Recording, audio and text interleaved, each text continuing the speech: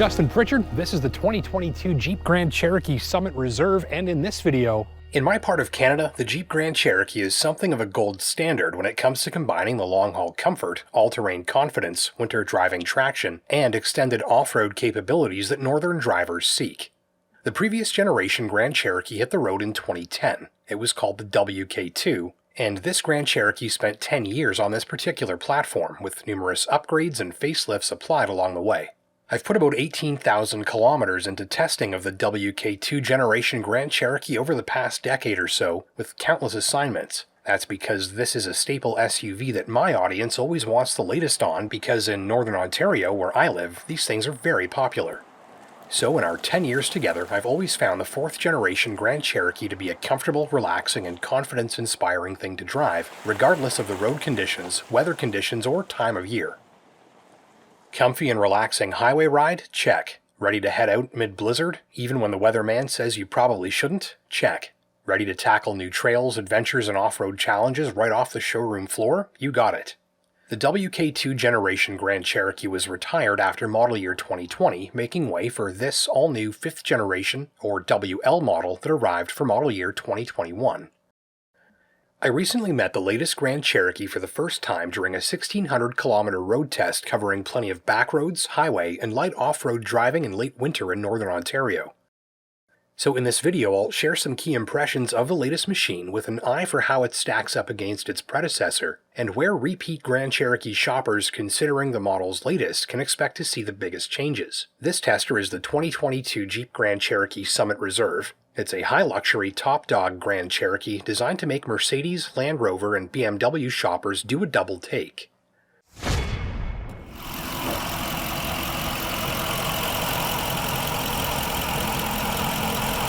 With HEMI V8 power, 7,200 pounds of towing, the latest Quadralift air suspension with new semi-active dampers, and add-ons including the 825-watt Macintosh stereo system with 19 speakers, and a high-end head-up display. The ask for my tester clocked in around 84,000 Canadian for this most fully loaded of models.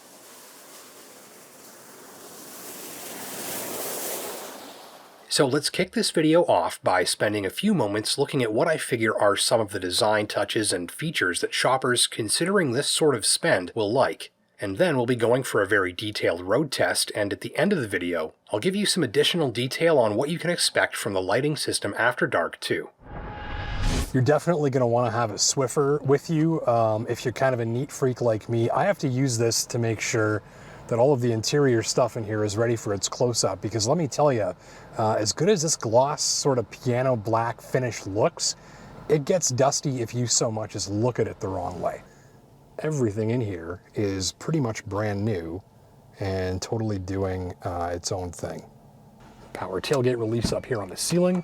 And one other subtle way that they've made sure that you feel like you're getting your money's worth is actually this high-end carpet pad here in the cargo area. I mean, look at the knit to this. It's like a nice sweater. We've also got soft materials lining up the side, nicely finished power tailgate button here, some additional power in the back, the high-end Macintosh stereo system, parking camera system of course too. Flip this into reverse, and we've got here on the left a top-down view, and that lets us see the entire way around the vehicle on one screen. Again, some pretty good graphics here. And over on the right, conventional backup camera if you prefer that. And of course you can adjust the viewing angle, call up different functions here as well, depending on where and how you're trying to park. And again, we've got some pretty fantastic looking graphics going on here. Easy to see plenty of detail in your environment, even far away. Also rear camera mirror up here, so in its conventional setting, we're just a regular rear view mirror like this. Flip this down, we've got a live camera feed out the back. See if I can get you a better angle here. This gives you a wider viewing angle. It means that your rear view is not obstructed by things like interior body panels, window trim, and so on. But probably my favorite thing is that you can clean both of these cameras by just running the rear washer fluid, pushing forward on that. And you can see here, we've got a little spray jet, and same for the rear view mirror. So no problem at all to keep those camera feeds nice and clean. Central infotainment display here. The first thing to notice is the graphics. Let me get nice and close there for you. You can kind of see how sharp and precise these graphics look. There's my hand for reference, a pretty average sized screen really, but it's when you get up close that you notice it doing its best work here. These graphics are much sharper, much more precise than what you'd find in the last generation Grand Cherokee, which looks downright fuzzy compared to this, I think. This is a big step up. You can adjust using little widgets here what's displayed in each of these segments of the screen.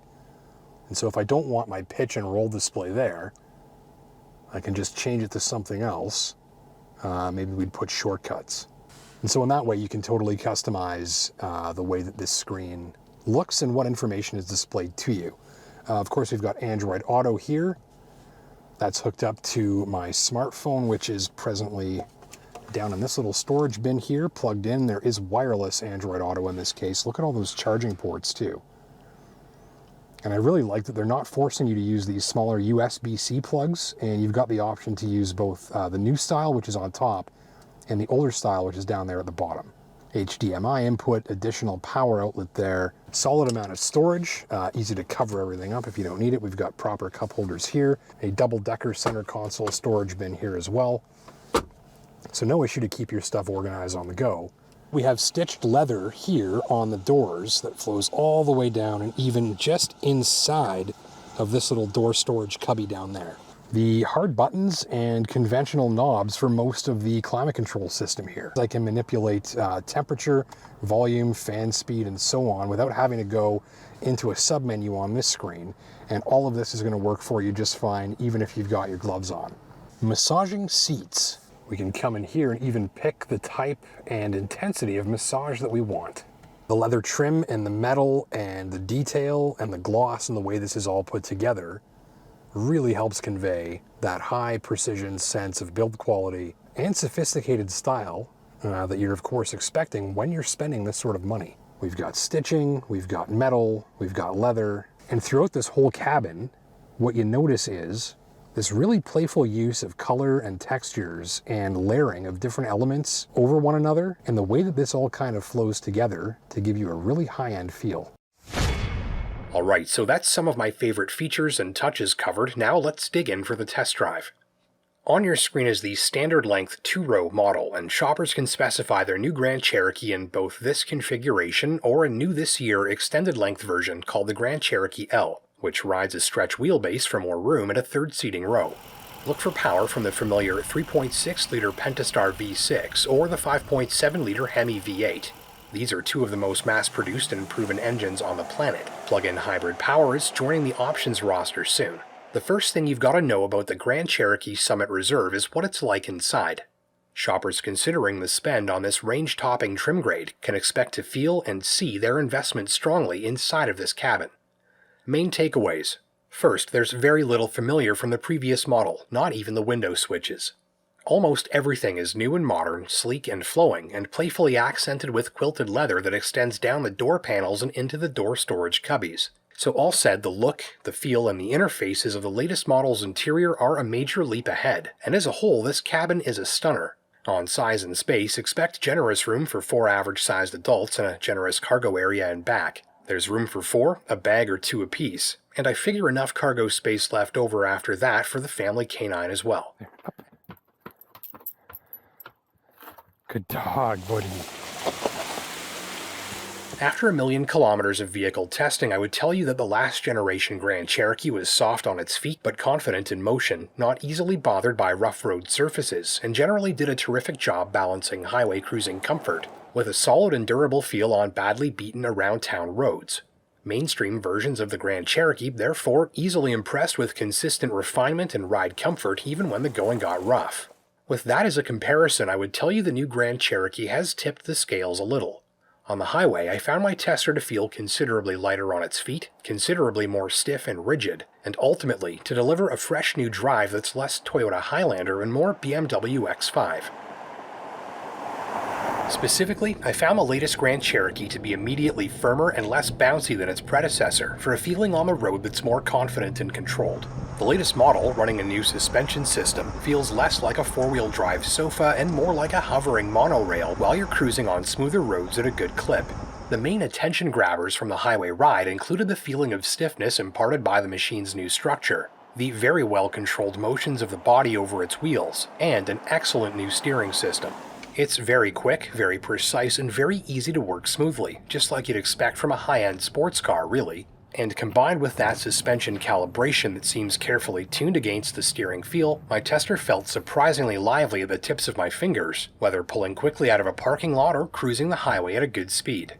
Heading up Highway 400 North at 110, it's exactly what I want in an SUV but usually expect from a sports car. A smooth, fast, heavy, and precise reaction to even tiny movements on the wheel. In parking situations, this steering can feel heavier and more labor-intensive than it needs to be. But on the highway, you're precisely directing a big, solid, and stable mass down the road with just tiny little inputs on the steering wheel.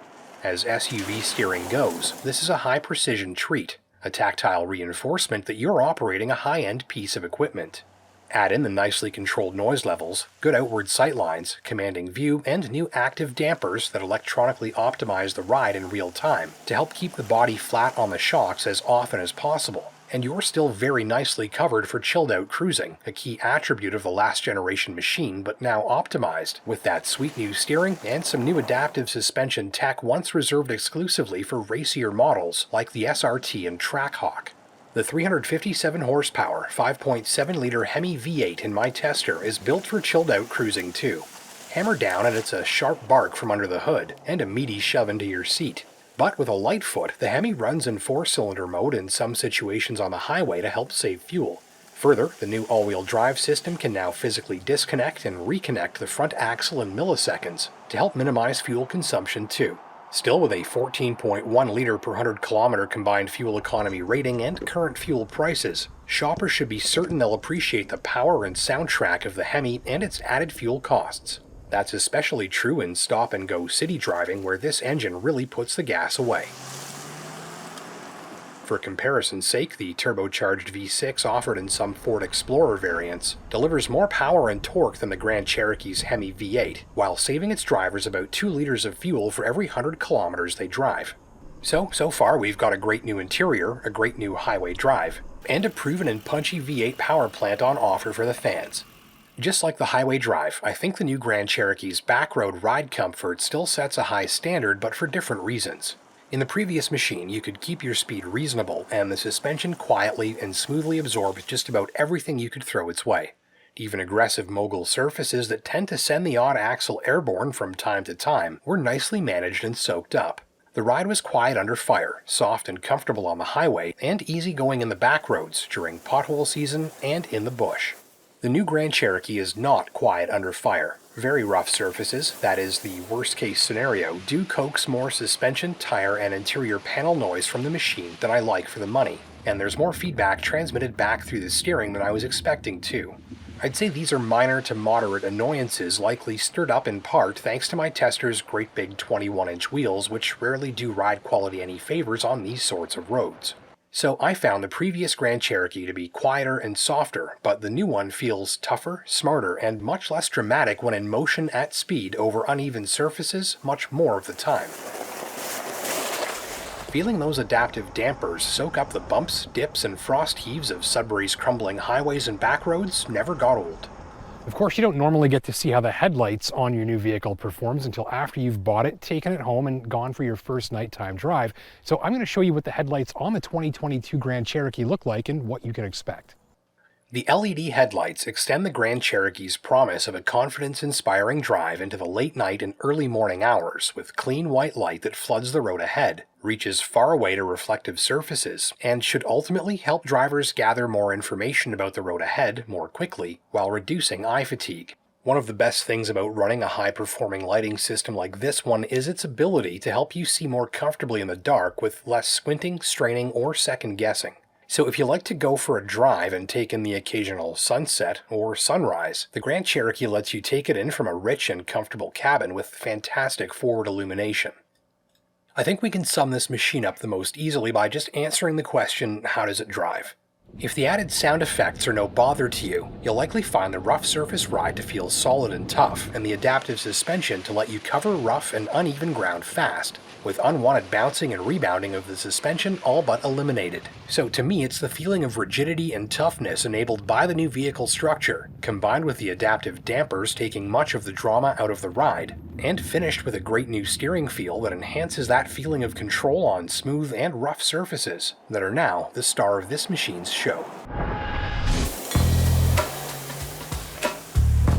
I'm Justin Pritchard. Thank you for watching. Don't forget to hit that like and subscribe button down below so you never miss a new upload. And until next time, take care and drive safe.